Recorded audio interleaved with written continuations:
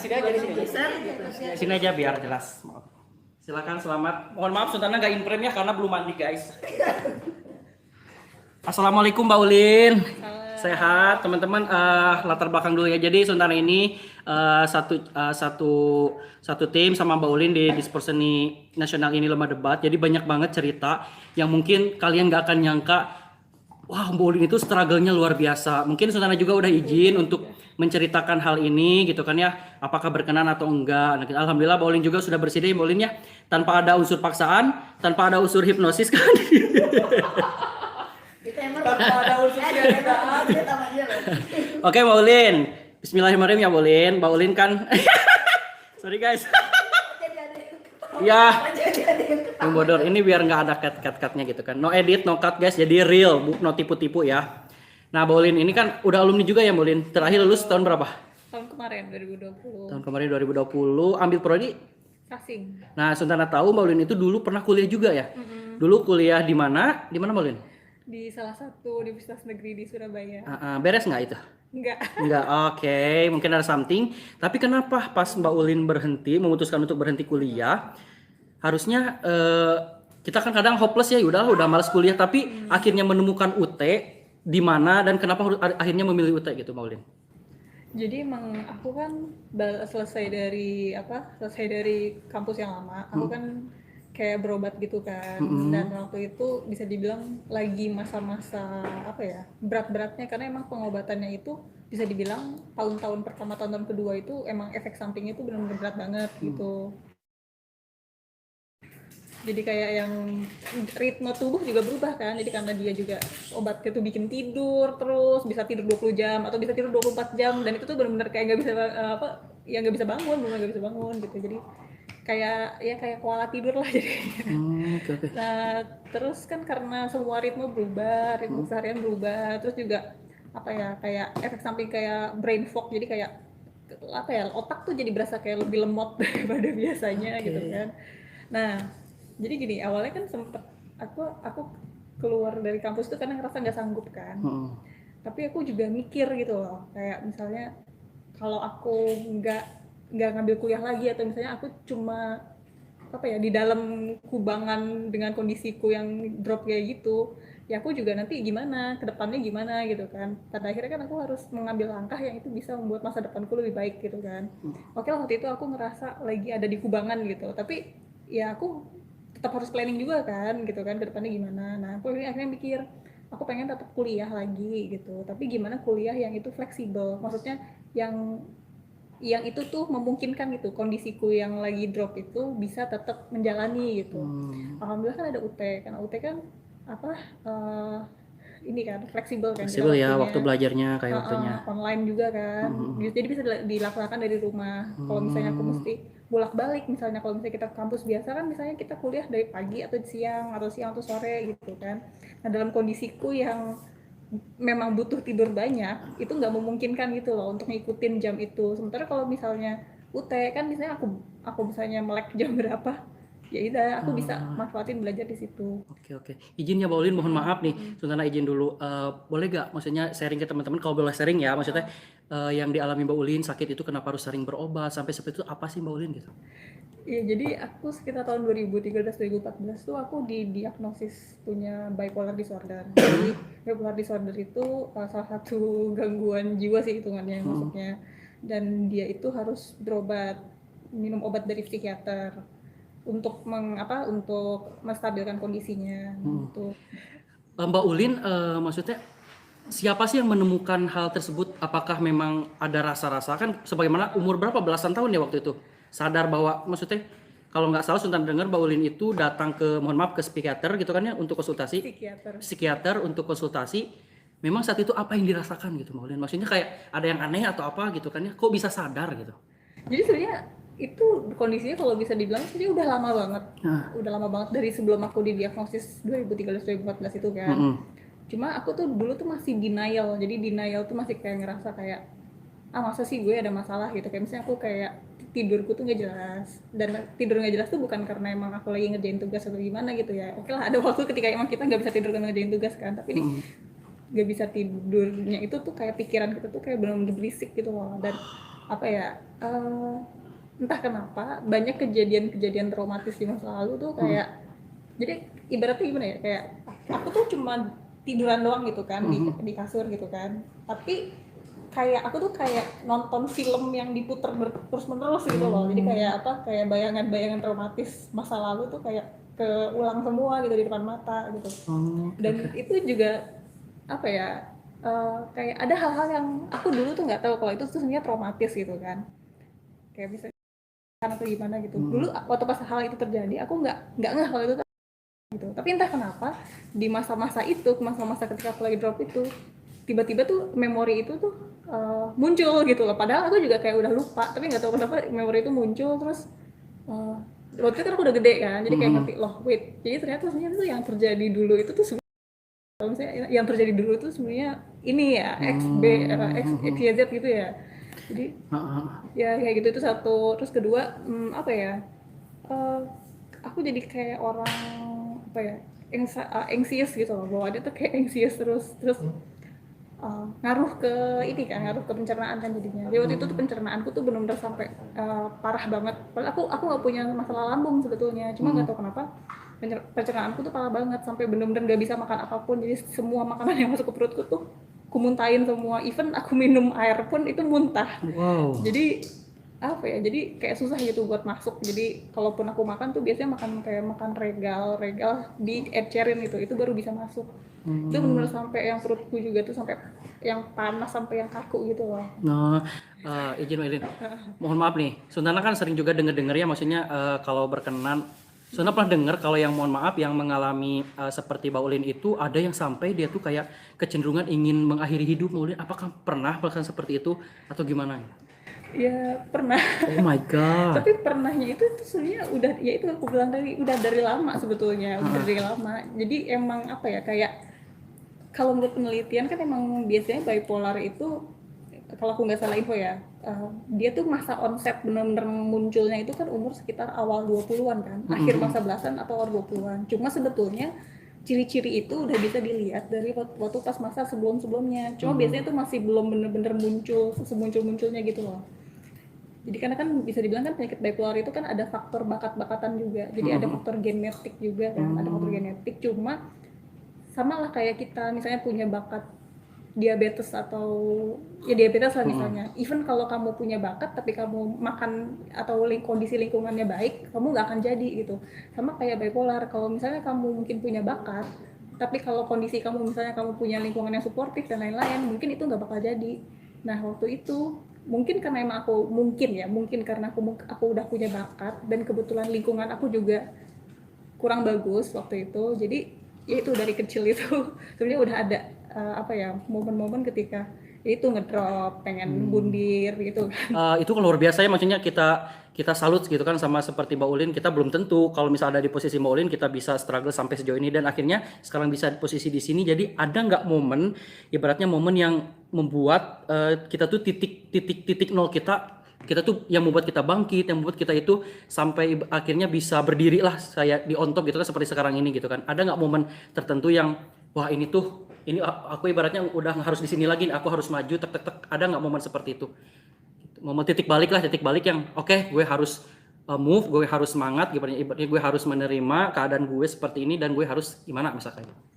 Jadi itu pas aku kelas 2 SMA tuh pernah bener-bener udah planning bundir. Jadi apa? Aku sampai udah 3 hari tuh puasa nggak makan apa-apa, puasa nggak minum apa-apa. Jadi maksudnya aku mikir kayak apa ya, itu pikiran bodoh sih sebetulnya. Jadi kayak mikir paling nggak kalau gue mati ya gue udah nggak ada kotoran lagi gitu loh. Aduh, mohon ya, beli kok lucu ya. Iya. Jadi puasa tiga hari nggak makan nggak minum dengan harapan jadi lemas, mohon maaf meninggal dan akhirnya nggak ada kotoran lagi gitu. Bukan. Jadi kalau misalnya aku mati nih misalnya jadi maksudnya kan biasanya kalau orang meninggal tuh bakal dikeluarin isi kotorannya kan, maksudnya kayak ya gitulah. Jadi aku mikirnya tuh waktu itu biar nanti kalau misalnya aku nanti setelah aku melakukan tindakan itu, kalau aku iniin, entah itu dimandiin atau gimana, kalau ada yang mau mandiin gitu. Visioner ya Mbak Uli. Gimana kalau kita udah meninggal, kita nggak mau orang tuh membersihkan kotoran kita ya. Luar biasa. Oke, lanjut lagi. Tapi ini pikiran yang ini sih, emang pikiran yang nggak masuk akal. Karena gini, karena kan aku rencana 3 hari puasa, hari keempat komit kan. Betul. Rencana aku komit itu aku mau nabrakin motor. Oh my god. Nggak masuk akal kan? Jadi kan maksudnya apa ya? Kalau aku nabrakin motor kemungkinan badanku hancur kan. Jadi kan sebenarnya nggak masuk akal. Percuma aku mau puasa 3 hari Tapi karena khawatir orang bersihin. Karena kalau misalnya aku jadi melakukan itu, bisa jadi badanku berantakan dan orang juga tetap harus beresin aku kan. iya benar. Cuma ya gitulah namanya pikiran orang lagi mau itu kan, emang kadang-kadang suka nggak masuk akal. Yaudah, jadi udah tuh hari ketiga, aku udah ini hari ketiga nih, udah hari ketiga. Aku udah ya udahlah besok aku komit siap. nih. Ya guys, oke besok aku siap melakukan itu gitu ya maksudnya. Berpikir di golak batin gitu ya maksudnya. Iya maksudnya. Nah jadi gini, kan biasanya emang dulu meskipun aku lagi ngedrop atau gimana, aku tuh masih ada apa ya, masih husnuzon gitu loh. Maksudnya kayak masih husnuzon sama situasi kan, kayak nggak apa-apa. Ini maksudnya kayak apa ya, kayak semua akan jadi lebih baik. Terus kayak misalnya ya udah nggak apa-apa, apa misalnya dosa, kalau kita lagi susah berarti dosa kita lagi diampunin gini gitu kan. Terus atau kadang-kadang kita tuh masih apa ya kayak sholat juga masih berdoa yang bagus-bagus. Terus kayak misalnya kadang-kadang suka baca Quran tuh yang nyari baca Quran yang terjemahan. Terus kadang-kadang kan kita kalau lagi pusing gitu kan baca terjemahan, dibuka ya Allah bismillah mudah-mudahan ada jawaban gitu kan, dibuka ada jawaban. Cuma waktu itu tuh aku kayak lagi kondisinya benar-benar ngedrop banget, kayak aku juga kayak udah apa ya, kayak udah kehilangan harapan pada Tuhan gitu kan. Jadi kayak apa yang biasa aku lakuin gak aku lakuin.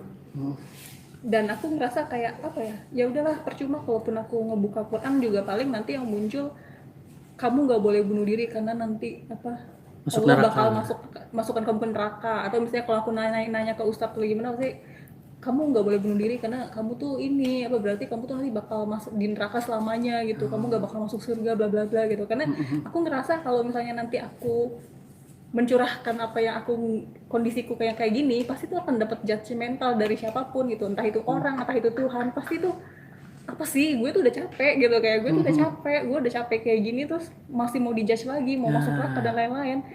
Ya udah bodo amat, gue masuk neraka ya udah masuk neraka aja gitu kan, gue juga udah di neraka gitu sekarang. Waktu itu mikirnya kayak gitu. Ya udah, terus waktu itu boleh dipotong. Iya, nggak apa-apa. Nah, posisi Mbak Ulin ketika punya pemikiran hal itu di usia berapa, Kak? oh ini kejadian ini yang barusan tadi. yang kejadian ini aku kelas 2 SMA. Kelas SMA.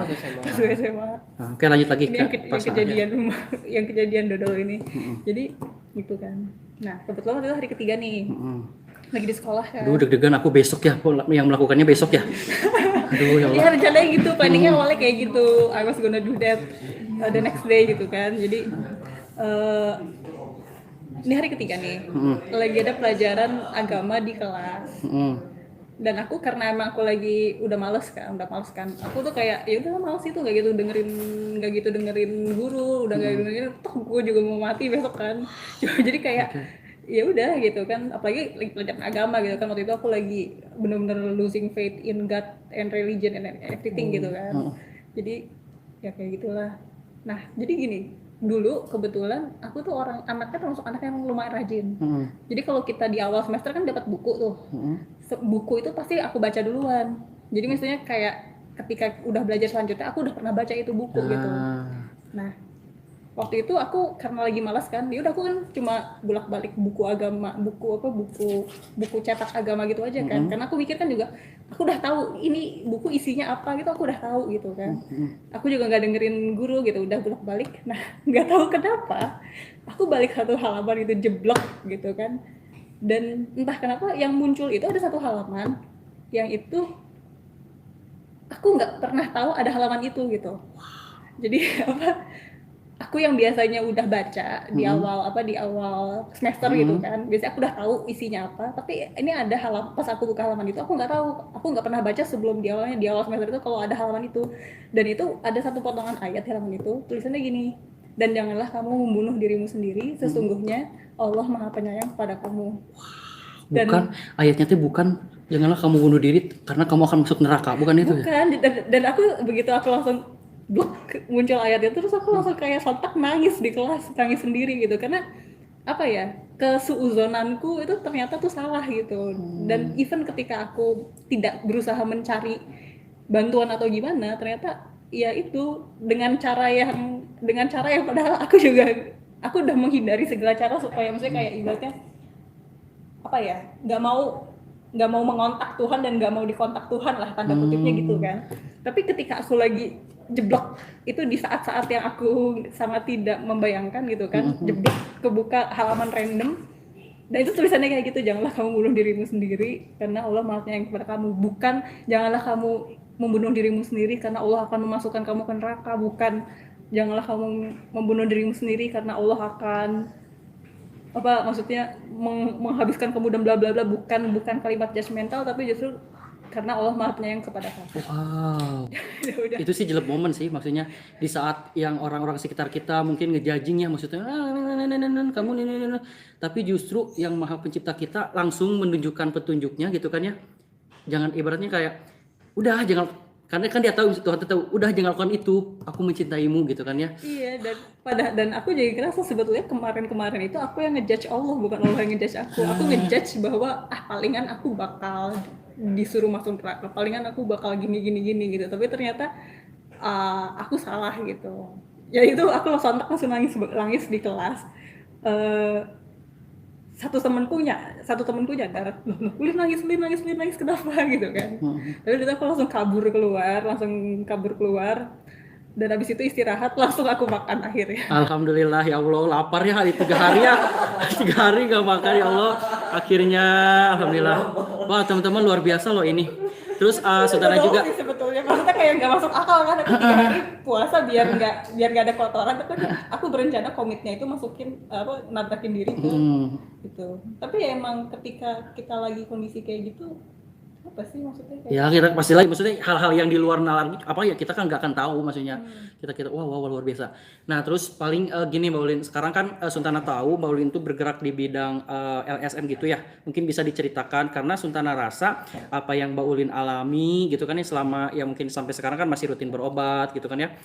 Terus Suntana luar biasa, Mbak Ulin juga bisa ibaratnya apa ya namanya tuh berada di circle yang memang hal yang mirip ya, yang mirip kan LSM tersebut bergerak di bidang kayak apa sih Paulin yang bergerak di apa? Untuk advokasi hak HAM untuk disabilitas mental. Nah boleh diceritakan nggak Paulin, singkatnya aja gitu maksudnya. Apa sih yang dilakukan di sana? Kenapa Paulin bisa masuk ke sana gitu kan ya begitu? Jadi apa ya, dari ini ya bisa masuk, bisa join ya. Jadi pada dasarnya emang awal-awal ketika aku didiagnosis itu, sebelum didiagnosis sebetulnya, sebelum didiagnosis itu kan aku nyari info kan.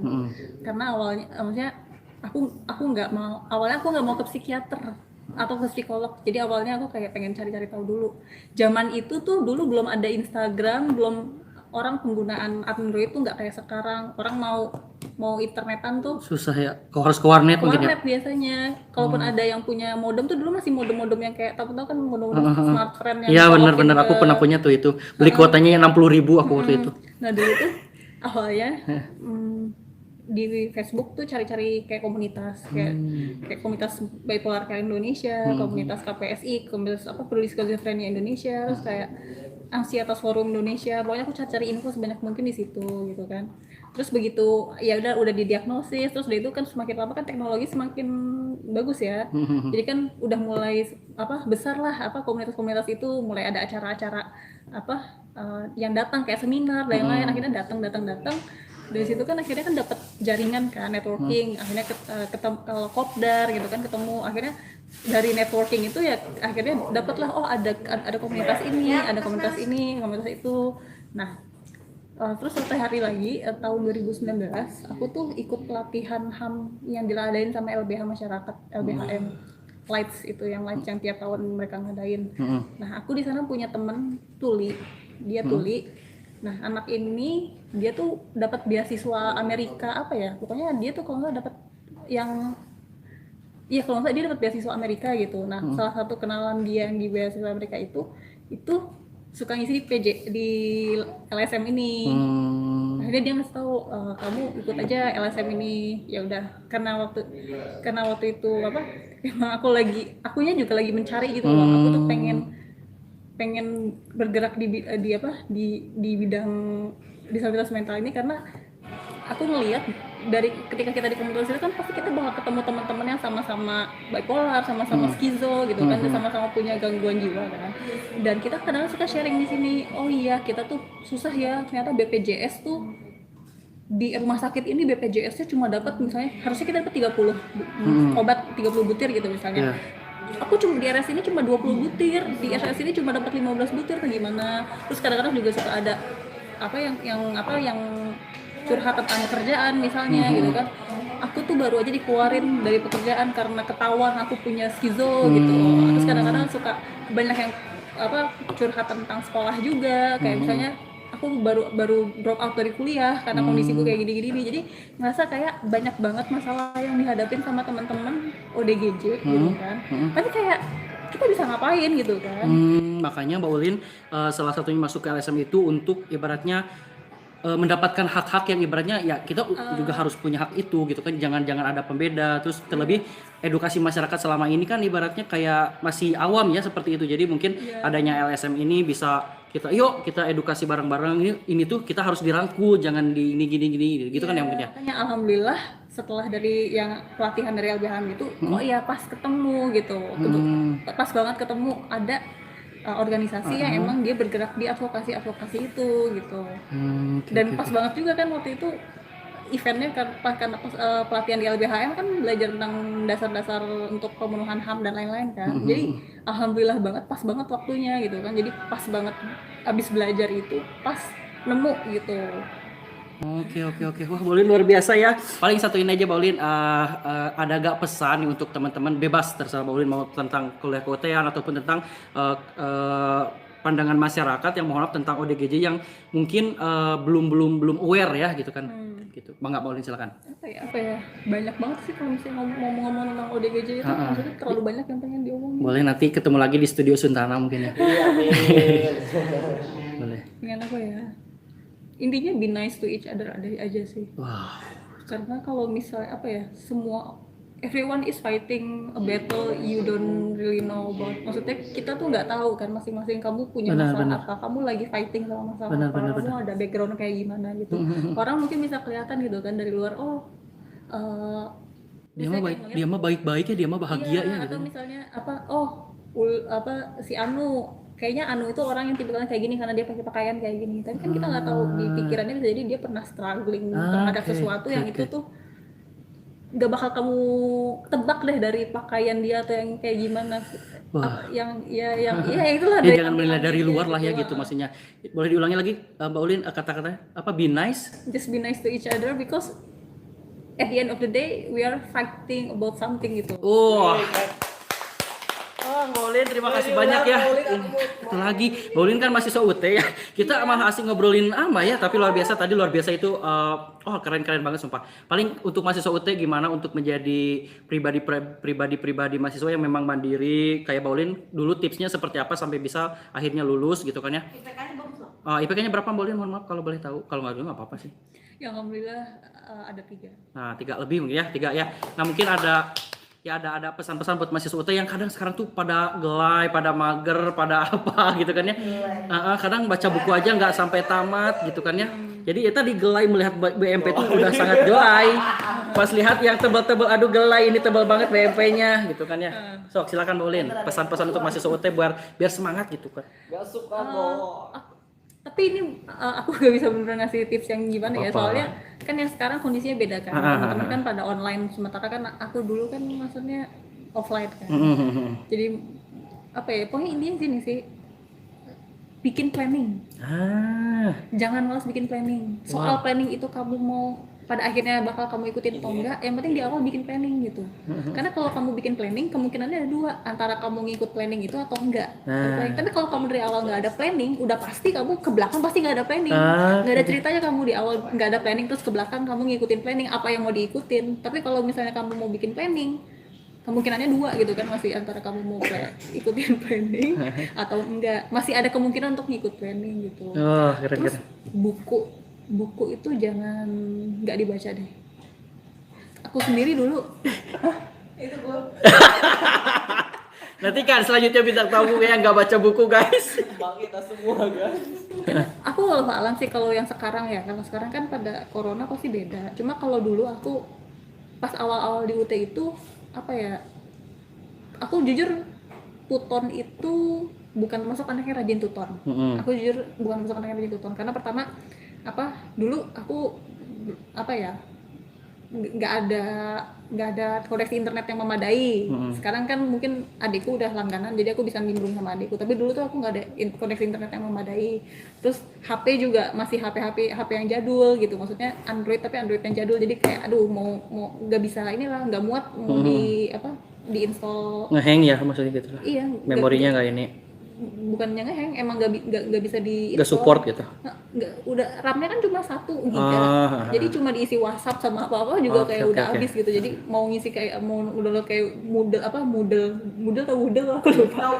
Moodle ya Moodle Dulu zaman dulu ya. iya Moodle gitu tuh kayak udah nggak bisa lagi gitu. Akhirnya aku lari ke buku, tapi ternyata malah aku ngerasa kayaknya pas ujian itu dulu malah lebih banyak keluar dari buku ya. Nah, tuh teman-teman ya.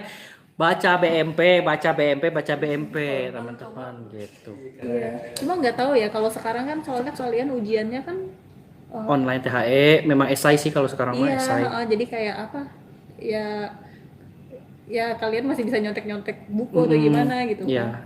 Cuman ya kalau sekarang itu lebih ke pertanyaannya itu nggak membutuhkan jawaban yang copy paste dari buku, lebih kayak ke pandangan kita, nalar kita gitu. Makanya bahkan banyak mahasiswa yang suka pilihan ganda daripada IPTHE ini gitu. Ya baik Bolin lah, terima kasih banyak ya atas waktunya, mohon maaf mengganggu gitu kan ya. Sukses terus buat Mbak Ulin, sehat terus buat Mbak Ulin. Pokoknya mah Mbak Ulin luar biasa dan insya Allah tadi inspirasinya banyak banget. Dulu jangan dulu dikatakan dalam hal segi kehidupan dan relationship-nya belum masuk. Oh, mangga. Oke guys, sekarang MC-nya mengenai relationship ya. Kalau saya mah lebih ke karir, kehidupan dan pendidikan. Yang selanjutnya Elis Harisman itu lebih ke ingin mencari tahu tentang relationship dalam kehidupannya. Karena dia masih muda guys, udah gelai-gelai pengen nikah kayaknya Elis ini. Oke, silakan. Oke guys, halo, gue take over dulu ya YouTube channelnya Suntana. Oke, tadi gue udah denger story of life, struggle up and downs-nya Kak Ulin. Itu luar biasa banget, banyak sekali kayak value dan pesan yang bisa kita ambil ya guys. Nah sekarang aku bakalan interview Kak Ulin about something perihal relationship Kak Ulin nih. Nah Kak Ulin gimana sih prinsip? Izin dulu boleh nggak? Oh iya boleh izin dulu. Gimana Kak Ulin? Boleh aku izin korek-korek sedikit nih perihal relationship Kak Ulin? Boleh monggo. Oke, terima kasih Kak Ulin. Nah, Kak Ulin kalau boleh tahu prinsip relationship Kak Ulin itu kayak gimana, dan ya mungkin hampir sama pertanyaannya sama tadi sama Kak Mega. Kayak ada sih kayak targetan Kak Ulin dalam hal mencapai titik apa ya? Kan puncaknya kehidupan seorang wanita pasti menikah gitu ya Kak Ulin. Nah, Kak Ulin sendiri waktu pas dulu itu ada nggak sih kayak target aku pengen nikah gini, terus pengen punya anak segini, dan ya in the end of the day meskipun qadarullah Allah mungkin belum kasih waktu yang tepat untuk Kak Ulin diberikan jodoh, tapi apa sih kayak motivasi Kak Ulin bisa sampai apa ya terus meyakini bahwasanya jodoh pasti bertemu gitu. Boleh Kak Ulin Siapa aku share? yakin kalau jodoh pasti bertemu. Apa?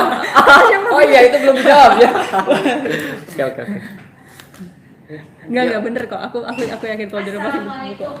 Kalau soal targetnya itu biasa ya. Itu biasa aku nggak target aku mau nikah umur berapa, aku punya anak berapa. Sampai sekarang, dari dulu sampai sekarang, to be honest aku nggak pernah target soal ya itu pernikahan, terus kayak soal anak mau berapa gitu. Nikah juga aku jadi nggak pernah gitu. Gimana ya? Soalnya kalau kamu ketemu Ulin 5 tahun yang lalu, itu kamu nggak bakal ngeliat Ulin yang kayak gini. Aku tuh orangnya dulu apa ya?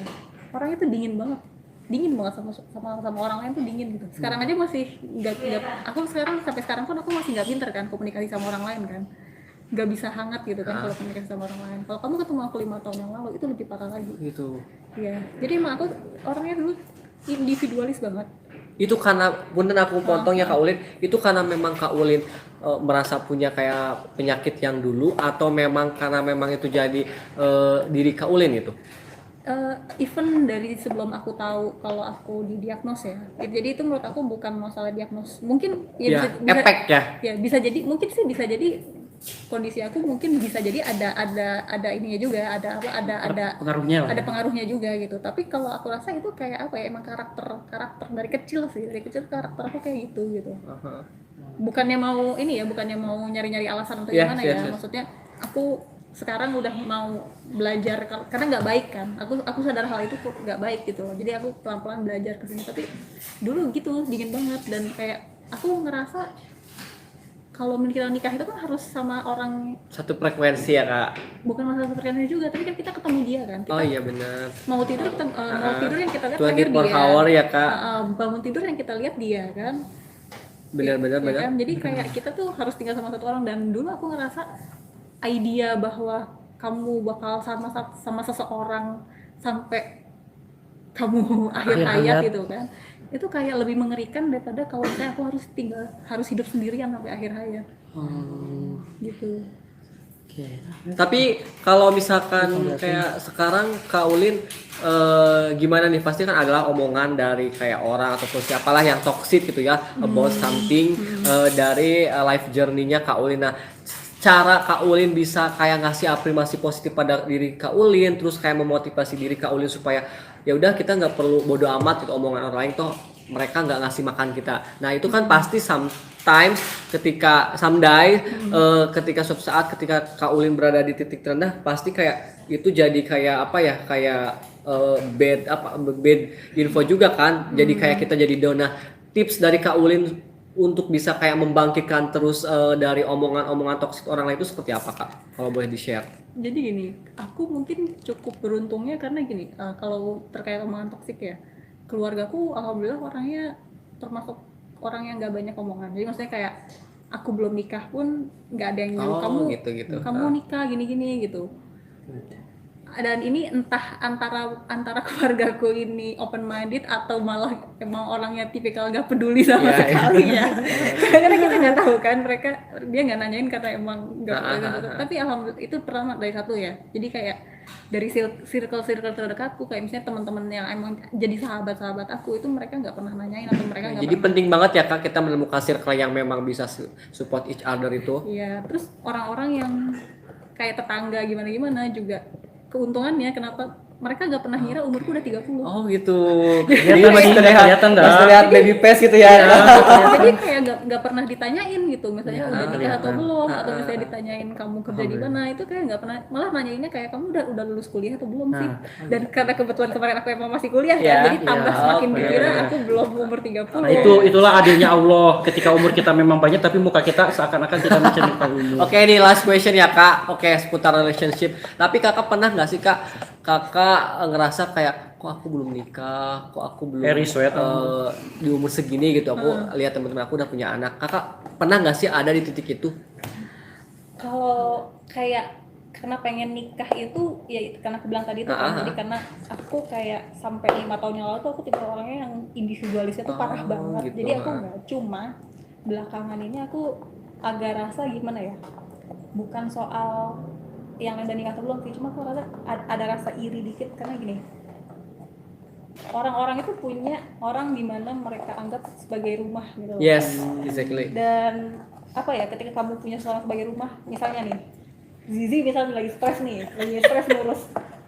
ngurus ini kerjaan gitu, ya udah ntar malam ngobrol aja berdua gitu kan sama Rizky gitu kan. Atau misalnya temanku lagi sibuk apa gitu kan, ya udah dia mau sibuk di sini tapi pulang mereka bisa ada tempat untuk curhat untuk kembali gitu kan ya. Mereka ada tempat untuk kembali. Nah itu nggak mesti pasangan sih, maksudnya bisa jadi itu orang tua. Misalnya aku dengar Mega kalau tiap pulang tuh yang ini sama orang tua atau gimana gitu kan.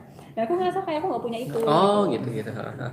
Jadi kayak apa ya, aku tuh kayak ada rasa bukan iri dalam arti iri yang pengen iri gimana ya, bukan, tapi aku ngerasa kayak aku penasaran gimana sih rasanya ketika kamu mencintai seseorang dan orang itu cinta kamu balik gitu. Wah, lihat guys. Finalita.